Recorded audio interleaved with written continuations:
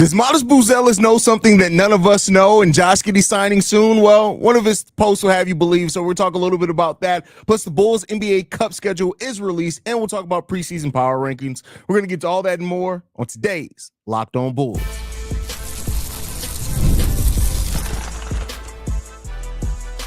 You are Locked On Bulls, your daily Chicago Bulls podcast. Part of the Locked On Podcast Network, your team every day. Thank you for tuning in to Locked On Bulls, member of the Locked On Podcast Network, where it's your team every single day, even when we're late. My name is Haize.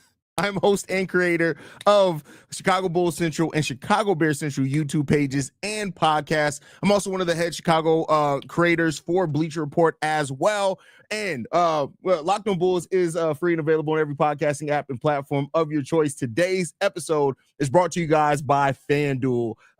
Football season is around the corner. Visit the FanDuel app today and start planning your future bet now. All right, with that said, while I'm sure everybody has seen it by now, Matas Buzelis set the world on fire. Well, the Bulls community on fire late yesterday when he posted this. For those that are listening on the podcast side of things, it's a post from Matas Buzelis' secondary Instagram account, and it just says at Josh Giddey, adding Josh Giddey with the pin emoji and paper emoji. Hopefully that means that Josh Giddey is about to sign the damn contract. Now, this is the speculation that's gone throughout the summer. This has gone a lot longer than most people have expected it to, and that is Josh Giddey signing with the Chicago Bulls. The Bulls who have been playing more hardball with Josh Giddey than initially thought, more than they've ever done with P. Will or anything like that. And it is what it is. It comes with the territory. And this negotiation reportedly has become a little contentious a little bit, even though Casey Johnson fought back on the idea of that. That was initially, I think said by Jake Fisher.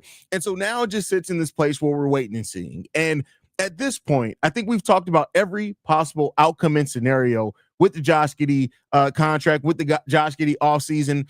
And that means that the Bulls and Josh Giddey's agency have probably done the same exact thing. It's time for this to end. And I think most sides understand that and probably would agree with that. It is just time for this to end. And just everybody to go to their corners, deal with what the outcome and fallout of the deal is. I'm not here to say that I agree with the rumored deal, the rumored thing that has been handled, but at this point, it's not going to change. I think both sides have now. It's been roughly 60 days. Keep in mind, Josh Giddey could have signed a contract before the official start of free agency, hit that moratorium period before there. So this has been going on for the close to 60 days. Let's get it done. Let's get it done. Let's get it over with, and let's keep it pushing. And then everybody can plan what their future is going to be. The Bulls can plan with their future. Josh Giddey can feel the way that he's going to feel about this contract and go out and just focus on playing basketball. The next contract's going to take care of itself, and just let the chips fall where they may. That's the most important thing here. And I think Matas Buzelis and even this post here hints at maybe the Bulls players also feel the same way. Let's just get this done so that we can focus on what we need to do to be the team that we can be.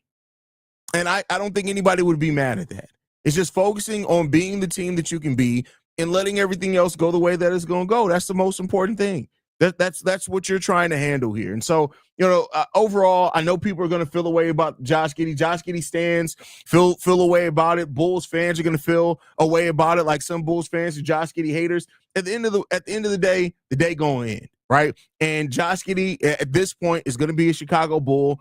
It's really not any money left out there there's always a surprise deal that could happen, but it seems like this is going to conclude with Josh Giddey not getting the money that he feels that he wants or feels he's deserved. The Bulls are using their leverage to get him on a way more favorable deal. I still don't know why y'all didn't do that with Patrick Williams, but it is what it is when it comes down to it. That's just the way that the cookie crumbled in this free agency. And unfortunately, Josh Giddey was up to be a free agent at a time period where there wasn't a lot of money that was going around. And that's what it is. Matas seems like he's a little bit of a shit. No, I don't think this is starting ish at all. I think this is leadership. I think this is Josh Giddey understanding that not only the place that he holds in this franchise, but the fact that, people are going to keep in mind, this was on his secondary Instagram account. This is where he posts kind of more personal things. He does follow all his teammates on that Instagram account, which, the fact that now we live in a world where, what do they call it? Finstas. And I know I'm old, are such a thing that just everybody has a secondary Instagram account. I got too much social media to manage just doing podcasts. I ain't got time to have secondary versions of ones that I already have. That's stupid. But, nonetheless, that's the era that we live in, and they're going to have to deal with it the way that they deal with it, man. I haven't been this more annoyed since Zach LaVine is contemplating on signing with the Sacramento Kings. That wasn't even, but see, that process was even quicker. Keep in mind, like when the Zach LaVine, when he was a restricted free agent, I think it was like a week where the Bulls were like, go out and find your deal. He went out and signed the offer sheet with the Sacramento Kings. I think the Bulls matched the offer sheet within the first 24 hours, and we knew what was going to happen. So even that was a lot quicker than this situation. This is stupid. I want to use a different R word, but it's not PC anymore. But y'all can read between the lines. It's stupid. It's really stupid how far this has gone, especially when you have over the same offseason, you have the Bulls saying things like, oh, we see Josh Giddey as a foundational piece. We see him and Coby as a foundation. They're going to be our backcourt going forward. We want nothing more than to be our backcourt for a while going forward. It's like, okay. All right, I hear what you're saying. The actions ain't necessarily following up, but I see what you're saying. I definitely see what you're saying. I got the scoop. Just texted Giddey. He sent back. That's funny. Wait, is that something that Matas posted? Or you saying you texted Josh Giddey? If you're saying you texted Josh Giddey, Vaughn, I highly doubt you from freaking Toledo, Ohio, got any connections to Josh Giddey while he's over in the strike. Your texting plan don't even cover that. It don't even cover that. I know that. Like, there's too many potholes until you need to be putting that money to fix some of those potholes in Toledo. But no, all jokes aside, though. So, hopefully this thing comes to a resolution. And this is really, the Josh Giddey contract is really the last order of business for the Chicago Bulls this offseason. Once they re-sign Josh Giddey, we're back to having basically the full rosters all on guaranteed deals. And at that point, we can just go forward. Now, that doesn't mean the Bulls may not make some midseason moves and trades or something like that. That's definitely is a possibility. But I think overall, like, it's just going, like, we just go forward. We can plan for training camp and let that be it, man. I'm just, you know what it is? I'm over stupid stuff. It's been a lot of stupid stuff this offseason with the Chicago Bulls. Like, you're playing hard ball with Josh Giddey. Patrick Williams is sitting there with a $19 million deal. Javon Carter, the ball-headed demon himself, he's still on the roster. And, he got a fully guaranteed deal. I don't know what none of this means, man. This is all stupid. It's just all very, very stupid. And I'm ready for it to be over because I'm ready to just talk about some basketball. That's what it is. This has been one of those, it's been so much to talk about with the Bulls offseason and nothing happened.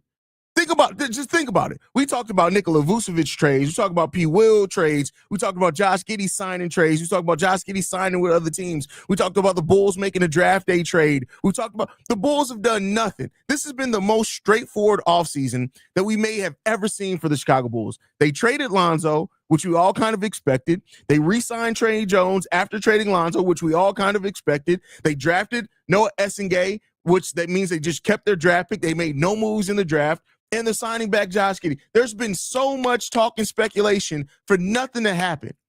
It's like dry heaving. Like, what are we doing, bro? Off-season trade teases is it's ridiculous. It's frustrating. Not because of the state of the team. I understand with how many contracts that the Bulls have up at the end of the season that are unrestricted free agents, why you don't do a lot in this free agency. That's not the problem. The problem is that it's everybody's been so zeroed in on so many possibilities that the Chicago Bulls could do, and ain't nothing happened. Everything's been all board. It's been the same thing. We understood everything that the Chicago Bulls are going to happen. I once said on this show that this was probably going to be a straightforward offseason where the Bulls are going to draft their draft pick, they're going to re-sign Josh Giddey, and things were going to stay the same. I didn't think that it was going to be this much of the same. I didn't think it was going to be this much speculation when stuff stays the same. We all knew, for the most part, that the Bulls weren't going to do nothing. Why has there been 50,000 trade rumors with the Chicago Bulls? Why? That's the question that we all have here. It is what it is, man. It is what it is. Yeah, it is what it is. I can't use the word that I want to use here either, being on Locked On. With that said, we're going to go ahead. We're going to get into the next topic of the day, which is Chicago Bulls releasing their NBA Cup schedule. We're going to get into that. But first, we got to get into a message from FanDuel.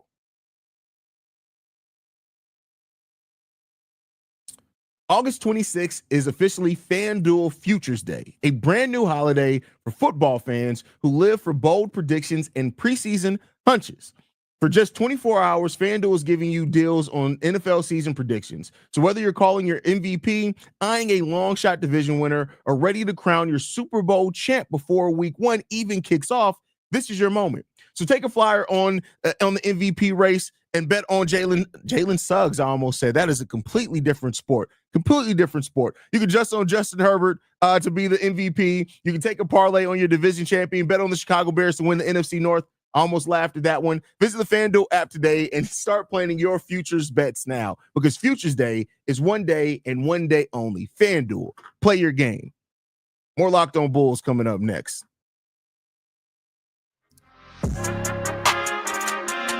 All right, Bulls fans. They said hunches, man. I'll start as soon as you see the word hunch, you remember that like Lloyd is still out here hunching at like 45 years old, and that's crazy. The fact that he's never mind. With that said, though, the Chicago Bulls have released their NBA Cup schedule, and we got the whole slate down that we can talk about here. So the Bulls will kick off their NBA Cup play October 31st on Halloween against the New York Knicks at 7 p.m. Central Time, 8 p.m. Eastern Time for those that are on the East Coast. Then we will face off against the Milwaukee Bucks on November 7th, also at 7 p.m. Central Time. And then we face against the Miami Heat November 21st, and then November 28th against the Charlotte Hornets. And that's how things are shaking out. Now, this is just the first. Keep in mind, the Bulls have never gone to the second leg of the NBA Cup. They've never made it to the knockout rounds of the NBA Cup at all. They've always just been made it into the group play. They've never made it past that. And I tell you what, this is a bracket where if people remember, there are two wild cards that move on to knockout play.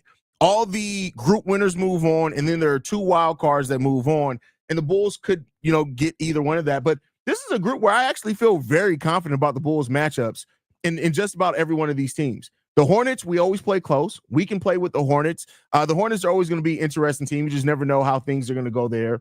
The Miami Heat.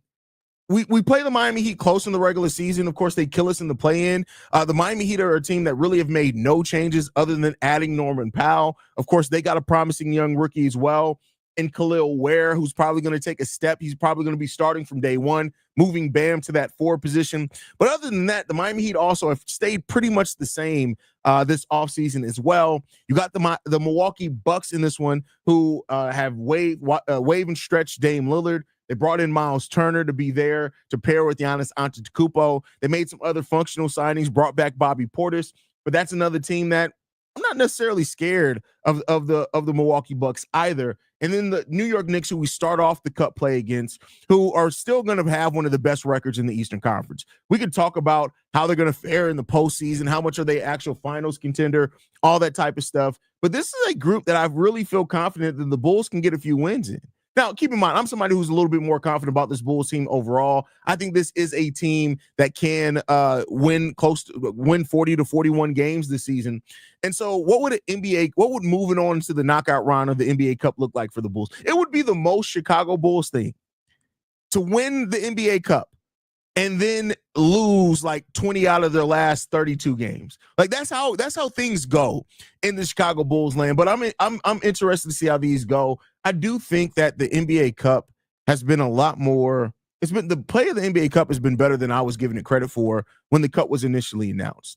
I wasn't really an in-season tournament didn't sound like something that was going to yield very good results to me personally when it was announced. And I think that the NBA Cup has turned into something that actually is pretty entertaining basketball as you get down the stretch there. And I think that that's going to be a pretty good run there for the Bulls. Rob says this: I like that the 2 road games are Milwaukee and Charlotte, and Milwaukee's pretty close to Chicago, so the other teams will be traveling more for these 4 games.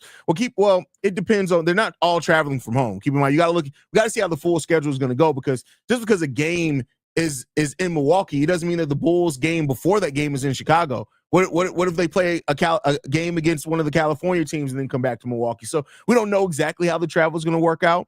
I do like the fact that we basically have 3 home games. Keep in mind, I think still to this day that there's a lot of Chicago Bulls fans when we take on Milwaukee. Now, it's not what it used to be. It used to be where it was like 85% Bulls fans when we took on the Bucks. Since they got Giannis and his ascension, it's not the same. It's more Bucks fans, but there's still going to be a lot of Bulls fans in there for sure. Rob says, New York and Milwaukee, good early test. Yeah, I agree with you. There are some good early tests there. Well, I don't know how good of a test Milwaukee's going to be honest with you. Like, I go back and forth on how I feel about Milwaukee's roster. I go back and forth on how I feel about it. Now, they have Giannis. Giannis is one of the best players in the NBA, in the game of basketball. He's a great, and that's always going to be tough matchups. But I don't know, man. I think when you look from top to bottom of the teams as a whole, the Bulls could make this interesting against Milwaukee. So, we'll see how that goes to it as well. Rob can't stop talking. He got diarrhea of the mouth. Says, what will be weird is the schedule, the 2 games that add. We've never been there before. We usually get Charlotte and another bottom feeder. We shall see. But the NBA Cup is really good basketball. I like the NBA Cup. And like I said, I was somebody who initially on the onstart of like that if the NBA Cup being announced, I said it was stupid. I was like, it's not gonna be good basketball. Teams aren't gonna care about an NBA Cup. But I think the NBA basically did it the best way that they could. I think he did the best that he could. They've done the best as they could as far as like incentivizing it, making part of the regular 82 game schedule. So teams are incentivized to keep fighting for it. And I think that's good. The point differential thing and how that plays a part into cup games as well matters also. And I think that's why you see teams kind of really bring in strong competition there, even in games that they were going to lose. So, we'll see what happens there.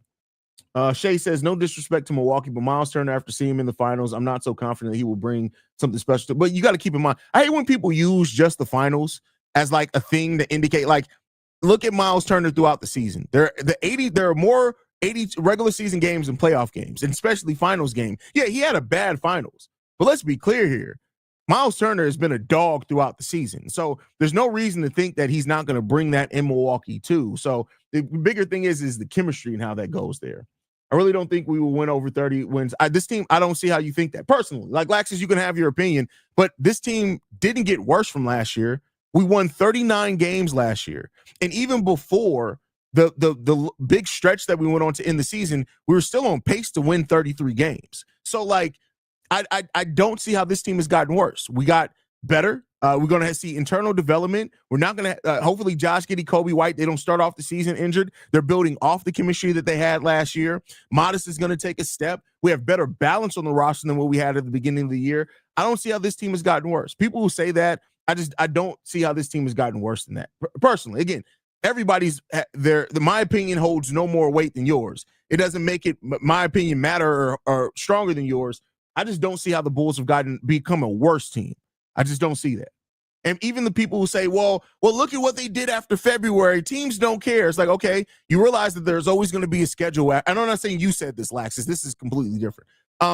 People need to realize there's always going to be an after February schedule. So even if you're somebody that views it and says, well, teams don't care after February and March, it's like, okay, so teams are not going to care after February and March next season too, right? I'm just saying. I'm just saying. Jerry says, I think the new additions will surprise a lot of us. They could. I mean, and that's what the Bulls are betting on yet again. Now, they bet on that with Javon Carter too. It didn't work out. But I think with Isaac Okoro, they are betting on that what he does with more opportunity is that some of that efficiency is gonna stay the same. That's always a dangerous place to bet on that, but we shall see what's gonna happen.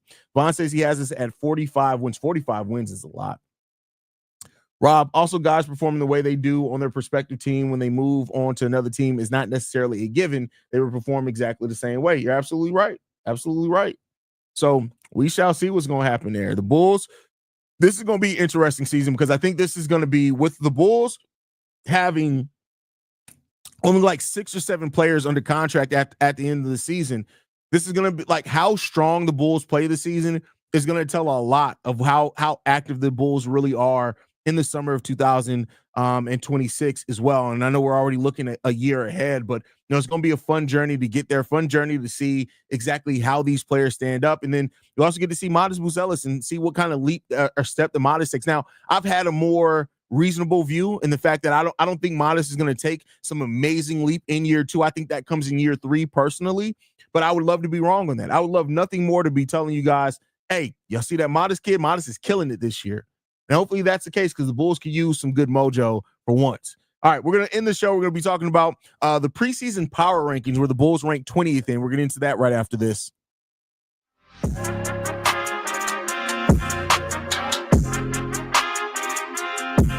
All right, my Bulls fans, thank you guys again for tuning in to Locked On Bulls every single day. Usually coming to you in the morning. We had to come in the afternoon today. Baby girl had freshman orientation. We had some other things going on. So, you know, that is what it is when it comes down to that. But the Bulls, preseason rankings are one of those things that, to me, are pointless, right? Like, here's the thing. Here's where I understand preseason power rankings. I understand it at the end of the season. I understand it at the end of free agency. Some could say the draft, and I can understand that. I think depending on what teams do in the draft, there's a case for that to be made. But postseason, preseason power rankings, like, to me, because nothing changed. Like, how are you going to have a weekly preseason preseason power rankings? Ain't nothing changed in the last 3 weeks. What has possibly changed to move teams up or down in the last 2 weeks? Nothing. Nothing has changed. So it's just one of those things that's always interesting. I mean, it is a talking point, and it does speak about how, like, the outlets are looking at the Bears and other teams. And the Bears, for this matter, they ranked 20th in the preseason rankings. And okay, cool. I mean, I guess it is what it is there. Shout out to that. But I mean, ultimately, it comes down to this for me personally. It's like the Bulls, there's so much up in air right now for the Chicago Bulls, right? We don't like looking at Coby and Josh Giddey and how they finished the season, how much of that is to be believed. Matas Buzelis, how much of is a step that he's going to make, the balance of the roster, right? All of that is a thing that it's the Bulls are going to be, I think, one of those, one or two scenarios here. The Bulls are one of those teams that, whether they get a lot of nationally televised games or not, that could be very interesting because of their play style and because of how many questions are going to be on this roster, right? They could be very fun and interesting watching that. I'm saying Bulls and Bears. It don't matter. It is what it is. Y'all know who I'm talking about. It's Locked On Bulls, so I'm talking about the Bulls. I got to go do a Bears episode after this, so that's why my mind is probably on Bears. My bad, y'all. But with that, man, here's what I'll say to this, is that for the Bulls this season, a lot of this is about how much of last season's run was legitimate. That's one of the biggest questions that this team needs to answer next year, and that these players need to answer. How much of it is legitimate? Josh Giddey ended the season in his presser saying that the way that he finished the season is more like the player that he's actually going to be. And I've always said I love being able to hold players to what they say about themselves. That's not some arbitrary thing that I came up with or whatever else. It's me holding a player to what they said about themselves. And I want to see that. And I think that it's possible Josh Giddey averages close to triple-double this year. I don't think, like, if Josh Giddey averaged 18, 10, and 9 this season, I wouldn't be surprised by that. If he averaged 16, 8, and 8, I wouldn't be surprised by that either, right? Now, how impactful that is, you got to watch the games to see. And I think that's what makes this team so interesting heading into next year, is just how much of this team truly does develop in a way that is tangible, right? And either to silence the doubters or just to prove who they are. And you got a lot of players that need to prove things. Coby, his contract's up at the end of the year. Same for Ayo Dosunmu. Josh Giddey, it seems like he's not going to get the contract he wants. So hopefully he wears that like a chip on his shoulder and goes out there and wants to prove, hey, y'all thought I wasn't a $30 million player? Watch me do work. Matas, a lot of questions around. And best believe, as much as the Bulls fans and the NBA pundits, to a degree, have really embraced Matas Buzelis as this up-and-coming star, best believe, if Matas Buzelis starts off the season slow, oh my God, they're going to say, another mirage in Chicago. The Bulls got it wrong again. They didn't develop Matas Buzelis. It's going to be all types of calamity, right? And so, the storylines about the season is why I can't wait for this team to just start playing basketball. That's what I'm most excited about. All the talk, all the punditry, all the speculation. It's fun to a certain degree, but as we get closer and closer to September, all I can think about is basketball. That's all it's the actual basketball and actual football. Sports being played. Like, let's get to that. Because while we've done a great job over this offseason, keeping the show daily and things like that, like, I'm ready to stop the speculation and start analyzing, right? That's what I'm ready to do. The speculation period is great through the offseason. I'm ready to start the analyzing period where we can actually analyze what we're seeing on the basketball court and try to figure out what's going on there. And that's really what it all comes down to for me personally. And we'll see what the season does hold, man. I'm sure Pat's excited about it too. But that's my time for today, guys. Thank you guys for tuning in. Sorry that the episode was so late today into the afternoon. Just the way the cookie crumbled won't happen. Usually we'll always be live in the morning, but thank you guys for tuning in to us nonetheless. Locked on Bulls is free and available on every podcasting app and platform of your choice, as well as YouTube, the Odyssey app, Amazon Fire TV, Roku TV, Fubo TV, basically anywhere you want us, you can get it. We'll see you guys bright and early tomorrow morning, man, on time. Love you guys. Go Bulls. Peace, y'all.